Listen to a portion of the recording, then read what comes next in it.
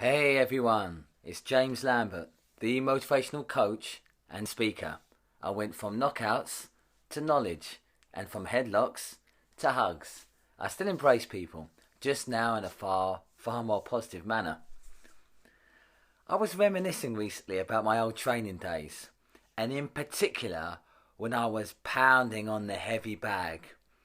And wherever I lived, I always had a punch bag with me, whether it was hanging in the garage or sometimes outside. I used to like it in particular when it got weather beaten, and sometimes an initially soft bag became rock hard going through the rain in the winter, and it really did, I think, improve my hand conditioning. Now, whether that was a scientific fact or not, psychologically it helped punching something, particularly bare-fisted, rock hard. It gave one a certain confidence when it came to punching other things. And I was thinking, sort of an analogy came to me. I remember sometimes when I felt particularly angry and helpless and hopeless, that I would take myself outside, as I say, or into the garage and absolutely exhaust myself, smashing the bag with my fists, elbows, knees, shins, whatever it took, sometimes my head.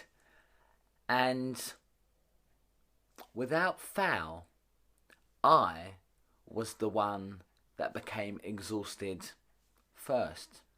And sometimes, after over an hour, and I would be dripping with sweat, and there the bag was just lightly swaying. And it came to me, and I wanted to share with you in this video, that heavy bag, it can be like some of the challenges you're trying to avoid, particularly I think the serious ones like anger, hate, negativity, unhappiness. If you're not getting to the root of these, rather like that bag that I exhausted myself on, and yet no matter how hard I hit it and for how long, it was still gently swaying. It was still there. And I think that in particular the low energy type emotions like hate and anger, the more energy you give to them, in truth, they actually grow. So like the punch bag, that what came to mind is that the more I hit it, instead of diminishing, it actually got bigger in my mind's eye and I got smaller. That's exactly how I saw anger. When I delved into it, or when I gave into it initially, it overwhelmed me and I would be left spent, and yet the anger was still there, consuming me like an eternal fire. Not in a good way though. And until you really begin to delve into it, and it's difficult, as I've spoken about before, at least initially, you have to understand why you feel like this. Because I believe most addictions, if not all, they are, pain is at their source, and it's because you don't want to look at that, it's uncomfortable, and I get that you seek solace in other substances, people or things, to try and block that out, and yet it's still there. Just like that punch bag, it was still there. Just want you to really think about that, these things, particularly as I say, the so-called negative ones, but the ones that are holding you back in life from really thriving. Addictions, hate, anger, lack of forgiveness. Just like the punch bag, they are there. Indeed, they actually grow the more energy you give to them. So I invite you to take that energy back. Take it back. One of the biggest ways I know, through forgiveness and love, is actually taking that energy back. You reclaim it. This is how you get your power back. Don't give in to the anger.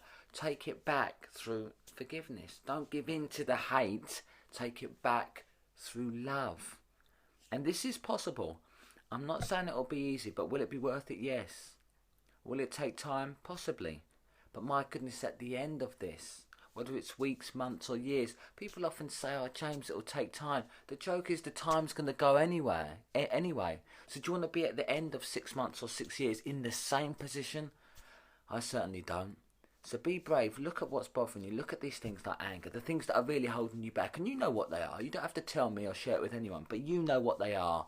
The things you think you do in private, but will inevitably catch up with you.